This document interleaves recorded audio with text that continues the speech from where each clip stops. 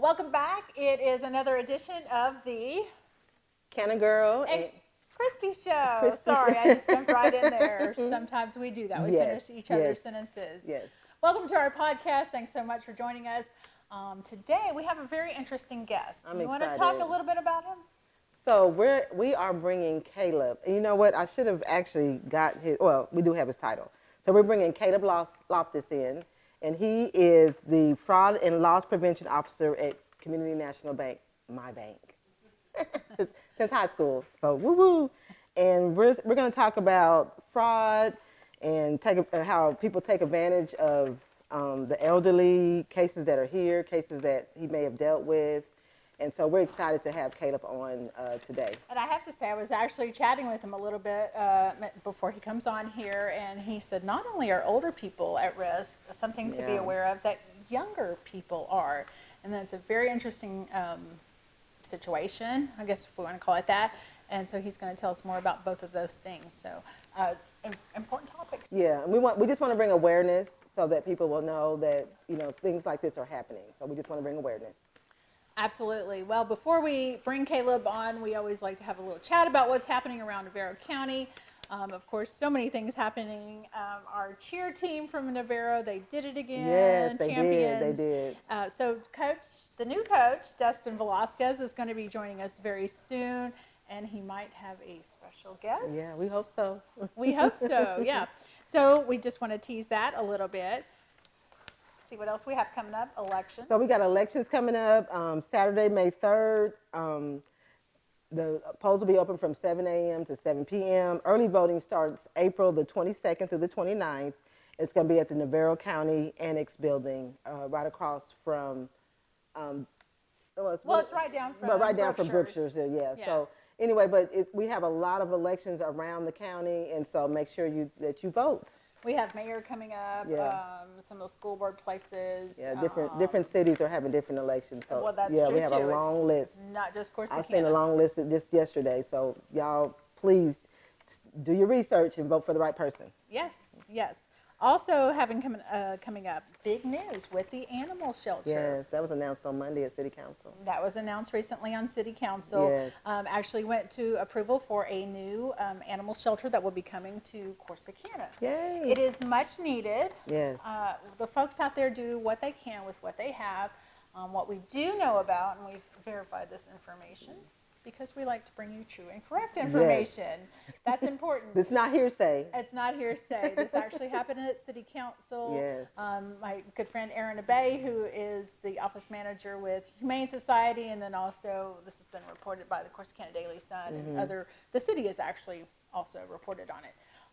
So they have some money set aside. I do believe they're going to be doing some more fundraising. They're actually going to be moving out to the old state home facility, and they're going to have more space. Yes. Which is going to make it a friendlier place where people can come and adopt and give the animals room to spread out and, you know, just be animals and live the life. Yes, I'm exciting times for our animal shelter. Yes. It really is. Yeah. So we'll be reporting more on that as more information comes up about it, and hopefully we'll also get to talk to Erin Abay, who is Humane Society, which works hand in hand with the animal shelter, but is a different organization. So we'll talk more about that coming up. Okay, and also Dust the documentary. So I don't know if most of you know Chuck Miller, who manages I'll say the copy center, but anyway, he found a box full of old photos. Oh, it's more than a box. A box, so Chuck is actually a good friend of mine. Okay. He's a really good guy. And when he came on as manager as the CTWP Copy Center, they changed ownership. And so what they found upstairs were photos from decades and decades of photos, because older folks like us, Barbara, we used to have to go take the old film rolls and get them have developed, them developed and processed. Yeah. Well, these were I photos. think I still have some that still need to be developed. I do too. I have boxes. But these were actually left there over the decades. And so a couple of years ago, they actually, Chuck put together, and I'm sure with some other folks, a showing, and then now somebody has made them into a documentary. So it's exciting. So we have some local people that are going to be in this documentary. So you definitely want to come see it. It's going to be at the Palace on Saturday, April the 26th at 6 p.m. And so it's free. So just come and see the documentary. So after Derek Days, Yeah. stick around, go to the Palace. Yeah. It's always, I'm sure, a good time to meet up with old friends and Oh, folks, yeah. but then also to see, I'm actually interested to see if some of my family's photos Yeah. might not be in there. Yeah. So it's going to be a treasure trove. Yes. All right. Also, we love to give our shout out to Jim, who's behind the camera here. Jim Willis, Ignite Productions. He does a great job for us, and he's our everything technical. Yes. I'll just say that. So we're so grateful to have him. Thank you, So, Jim. coming up soon is going to be Caleb. So we're going to take a quick break, and you'll meet Caleb next. Okay, welcome back, Cana and Christy podcast with Barbara Kelly, and I'm Christy Huffman. And joining us from Community National Bank is Caleb Loftus. Thank you so much. Thank you for coming on, Caleb. Absolutely. Caleb, you want to tell us a little bit about yourself, and then you can tell us a little bit about what you do. So prior to joining the bank, I was with Navarre County Sheriff's Office for 11 years. During that time, I worked in the jail. I worked as a patrol officer and a sergeant on patrol. And then I was also assigned to the Criminal Investigation Division as well. Okay. So what does that mean, your prevention and loss specialist at the bank? It's not just about, okay, yes, you want to protect the funds that are at the bank and the people at the bank, but also you're protecting your customers and clients. Correct. Yeah. And it's not just our customers and clients. The title that was given, part of it kind of goes along with the fraud prevention, and the fact that our goal is to make sure that scammers don't get the money. One common thing that we see among all scam victims is they always say, I did not know that could happen. And the problem with that is nobody talks about the scams. Because whenever you fall victim to a scam, it can be a very embarrassing scam. It is something that they hold very close to themselves. Yeah. The problem with that is no one else finds out that these scams exist. Right. So that's part of our goal, is to get out there and let people know, hey, these scams exist. I can't unfortunately sit here with y'all and tell you every type of scam that we have seen over the past even year, because we would be here for about 3 solid days, and I would still miss at least 3 or 4 different types of incidents. So the biggest goal with these community outreaches that the bank does is to go out and do what we can, so that if something comes up and you're like, hey, this might be a scam, if I can make the hair stand up on the back of your neck just enough, we can let you know, hey, that might be a scam, so that you might stop before you give out this money. Yeah. And that's kind of the goal. Good. Well, we were talking ahead of time, and one of the things you said, there were 2 groups that seem to be, in particular, have a vulnerability to the scams. Yes. The elderly folks, probably, 60 and up? Well, so it's the biggest, up until last year, the first year of change, it's always been the baby boomer generation. Yeah. Those born between 1946 and 1964. The baby boomers, they make up 20% of the population for the U.S., but they hold over 50% of the wealth for the U.S. So because of that, retirement and available liquid assets like cash and bank accounts, they are a big victim for these scams, because they're bored sitting at the house and waiting for somebody to call. Exactly. And a lot of times these scammers fill that void. Yeah. But as of last year, the FTC put out new information, the Federal Trade Commission put out new information that shows the newest group of scam victims is actually from 20 to 29 years old. Wow. So it has shifted for the first time ever. And that is a little bit surprising. Yeah, it is. I mean, It is. so we want to warn both of those groups of people. I guess the one reason we wanted to talk about is those are happening here in Corsicana. We don't want people to think they're just happening out in other places. Yeah, in the city. Yeah. We are familiar with the situation. Can't give details on it, but where somebody, an elderly parent, owned the home and then signed it over to some folks who work in the industry, and now they own her house, and she's not able to prosecute for it. I mean, what are some things that you tell people to look out for, or how to be aware of? Or even telling the kids of that generation, you know. So the biggest thing that you can say is, if it sounds too good to be true, it absolutely is. And that's something that it's kind of gone to the wayside, that doesn't get taught anymore, doesn't get said anymore. Because the biggest thing for the older generation, the generation of our parents and grandparents, is they were raised in a time where a handshake means everything. Yeah. If I give you my word, you can take it to the bank because it is gold. Yeah. However, that is not the case anymore.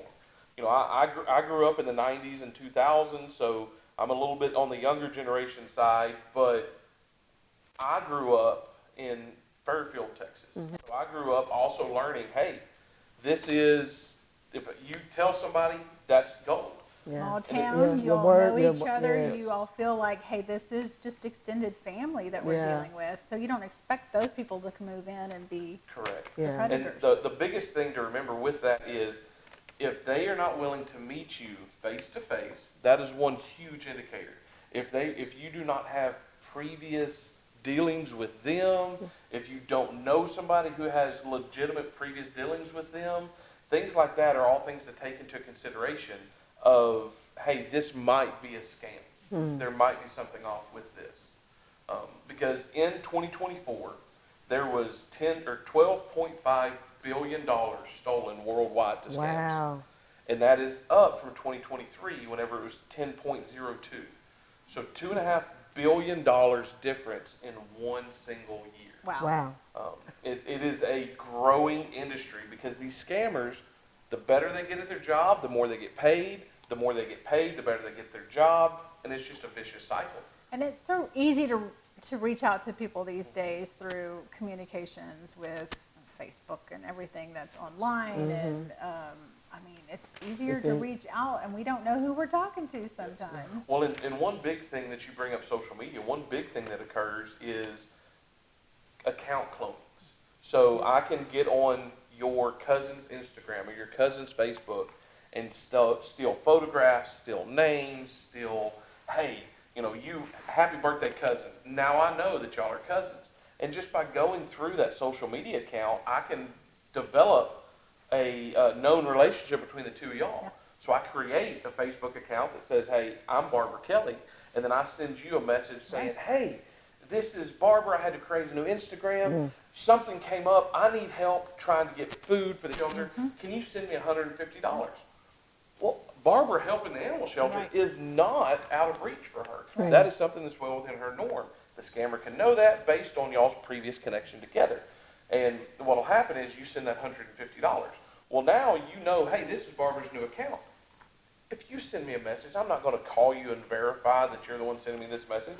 Well, hey, they got $150 from you. Now they'll send you a message saying, hey, look, now I'm going to this event or this event. Right. I'm going to put $500 down on the silent auction. Would you like me to put money down for you? Go and send it to me. Things like that. Oh, wow. And they can just constantly drain you through her fake Facebook or Wow. fake Instagram. Yeah. And meanwhile, the entire time, she's sitting there wondering, well, I wonder why she doesn't call me anymore. Because you think that you're talking to her. Yeah. And things like That's that. so scary. And it happens all the time. And if you're not used to looking at social media, you might not realize, wait, this account was created 9 hours ago. Wow. Yeah. That Yeah. can be an indicator that something is wrong. Or, hey, you know, I'm the only person on their friends list. Or, hey, the other people that are on their friends list are not from Cana, nobody that would know Barbara. Yeah. You know, things like that. And so whenever you reach out to your cousin or your aunt or your best friend from high school, hey, this person doesn't ever reach out to me. If they're reaching out saying something's wrong, something truly is wrong. Let me help. Right. And that happens a lot on social media scams. Sure. So, So give us some tips that you can, just a few tips that can help our community. I'm going to go to my list to make sure that I stay in line. Okay. Because, there's things that you can do. The main point of contact for most of these scammers is by phone. So one big thing you can do is screen your phone calls. If you don't have to answer the phone, don't. Telephone etiquette that we were taught whenever we were growing up, it's kind of out the window, right? Yeah. Definitely. There's no more, hello, this is the Loftus residence, Caleb speaking. Yeah. It's not, you do that at work, you don't do that at home anymore. But growing up, that's something that was commonly taught. Right. Yeah. So screen your phone calls. If you don't have to answer the phone, don't. If you look at your phone and you live in Cana, Texas, and you're getting a phone call from San Diego, California, and you don't know anybody in San Diego, don't answer the phone. If you get a phone call that says it's from Florida, you don't know anybody, don't answer the phone. The good thing about not answering the phone is if it's a phone call from a legitimate business, banking, insurance, healthcare, your auto loan for your car, whatever the case may be, they will leave a voicemail. Right.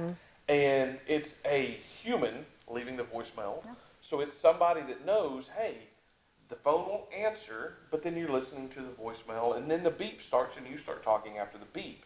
However, a lot of these scammers use robocalls and auto-generated Yes. calls. So because of that, they start talking as soon as the phone is answered, which is whenever your voicemail picks up. Right. So by the time the beep occurs, they're partway through their spiel. They're partway okay. through the script that this robocall answers. So if you ever get a voicemail and instead of saying 903-654-4500, you hear 54-4500, hey, that's an indicator that something might be wrong with this phone call. And if somebody does something like require immediate, urgent action in that voicemail, it's likely a scam. Right. Because legitimate companies don't leave very much personal details Sure. in a voicemail on the off chance that somebody else has your phone, something like that. But they will say, hey, this is Caleb with Community National Bank. Would you please give me a call back? And that is about where the voicemail is going to end for most legitimate businesses. So screening your calls is one big thing that you can do. Another big thing that you can do is do your own research on scams. If you're ever able to hear somebody give a speech on scams, if you're able to find something online that is a legitimate source, such as a Federal Trade Commission, you can learn about common scams that are going on. And what that'll do is that'll help you understand, hey, this might not be right, this might not be right, because I heard about this other instance that goes on. So doing your own research and knowing, hey, these are the things that these scammers are doing is a good indicator. Then, you know, if you get one of those phone calls that leaves you a voicemail that says, this is the sheriff's office, you have a warrant for your arrest, you have to put $10,000 into a Bitcoin ATM, just know that's not how the sheriff's office operates. Right. No. If you call the sheriff's office right now and say, will you tell me if I have a warrant, they will tell you no. Same with the PD. They'll say, if you want to find out if you have one, come up here and we'll run your name and your date of birth at that point. But they're not going to tell you over the phone. Right. Yeah. Because if somebody has a warrant and knows it, they're less likely to turn themselves in. So, you know, that is not how the sheriff's office operates. Yeah. And the sheriff's office does not say, I'm going to send somebody to your house and they will collect that cash from you. Right. That's not how warrants work. Right. There's court fees, everything has to go through the courts, there has to be a trail for everything. So you would never pay someone cash money at your house to pay a warrant. You would never put money into a Bitcoin ATM to pay for a warrant. You would never give them gift card information to pay for a warrant. You would pay for a warrant at the courthouse or at the city, which is where those places should occur. The problem is a lot of people, especially in a town like Cana, you know, as much as Cana is growing, we're still small town Texas. So I don't want people in my business. And that's where that embarrassment thing comes in that we talked about earlier, where people fall victim to these scams. So, you know, I don't want people to know that I'm getting in trouble with the sheriff's office or that I have a warrant for my arrest. I don't want to wind up on busted Navarro County Facebook page. You know, I don't want my picture plastered out there everywhere. Right. Things like that. So a lot of people, they want to take care of it right now. And because it's my business, I don't want to tell anybody. I don't want anybody else to know. So they'll pay those fines, they'll pay those fees, and then they'll call somebody they know at the sheriff's office, or they'll call their banker, or they'll call even their, you know, brother, sister, cousin, whoever it may be.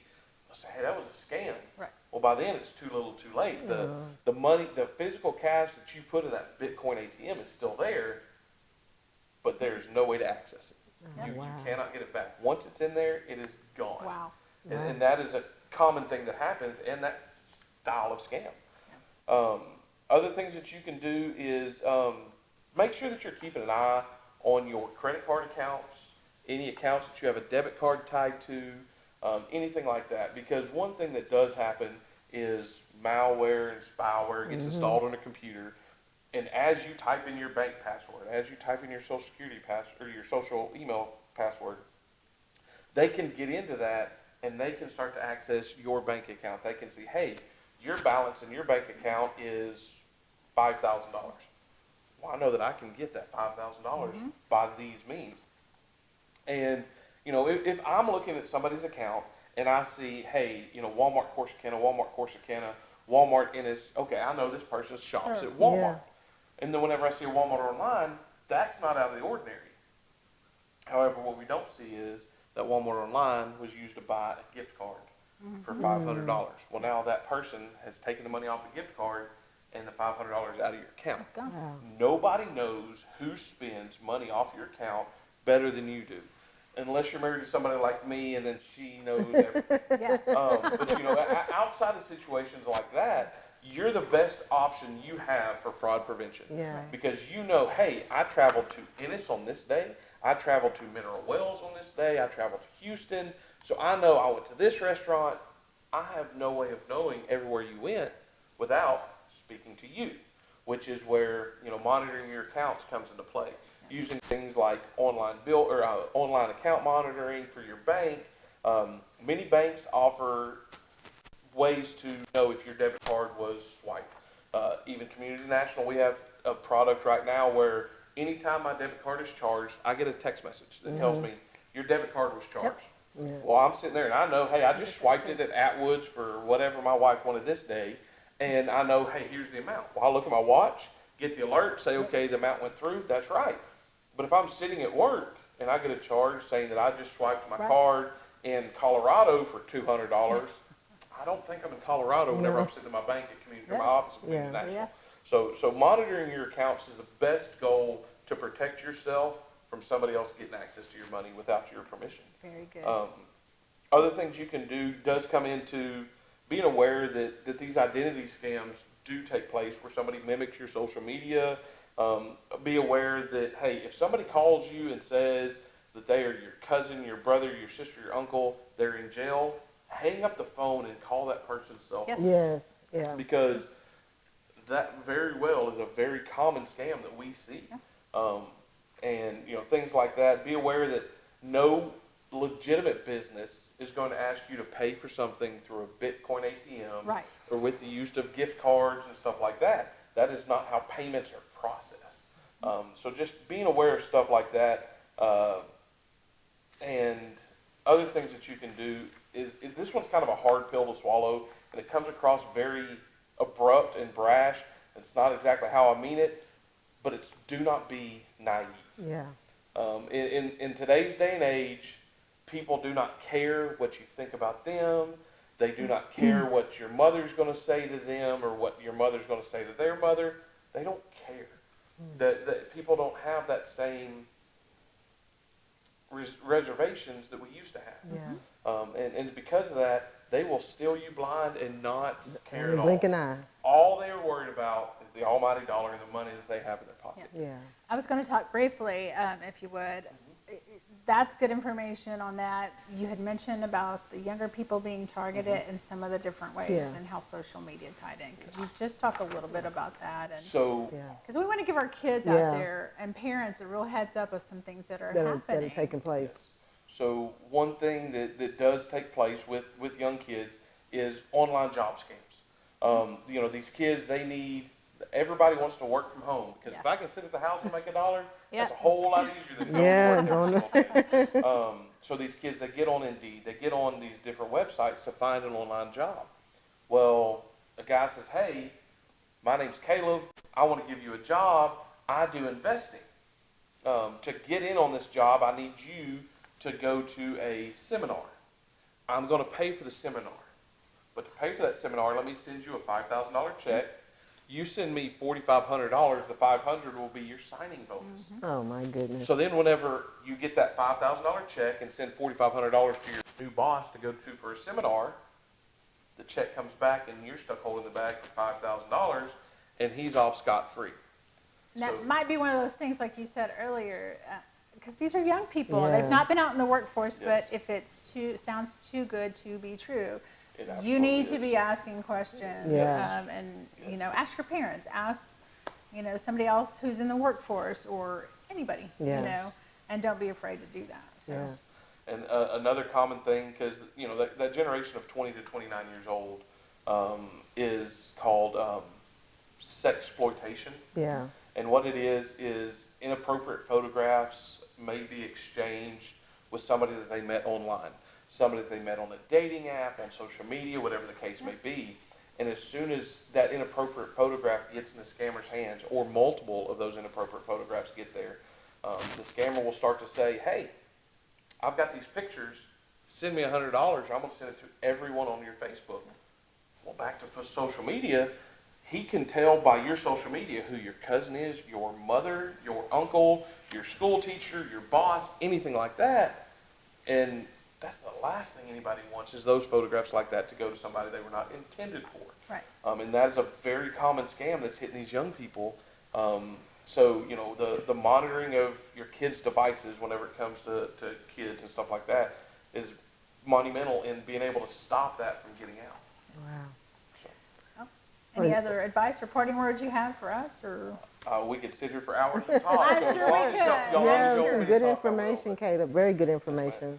And any time that anybody thinks that they're a victim of a scam, if they're a customer of Community National Bank or not, they can contact me at the bank, and we will work through anything we can. Because the bank's ultimate goal is to stop these scammers from getting this money. Because the more money they get, the bigger they become, the bigger they become, the more Bigger money operation. they get, and it becomes a harder battle to fight. Yeah. So. So how can people reach you if they want you to come and do presentations? If people want to reach me to come do presentations, you can call the bank. The phone number for the bank is 903-654-4500, and ask to speak to Caleb Loftus. And, you know, we can set it up there. Or if you're local to Corsicana and you want to come into Community National Bank, my office is in the main lobby there on North 15th Street. Okay. Well, thank you, Caleb. Fantastic. We enjoyed it. Thank you Great so much for the information. Yes, ma'am. Yes. You're very welcome. Thank y'all for having me. We had a wonderful talk there with Caleb Loftus. Yes, we did. Great From information. Community National Bank.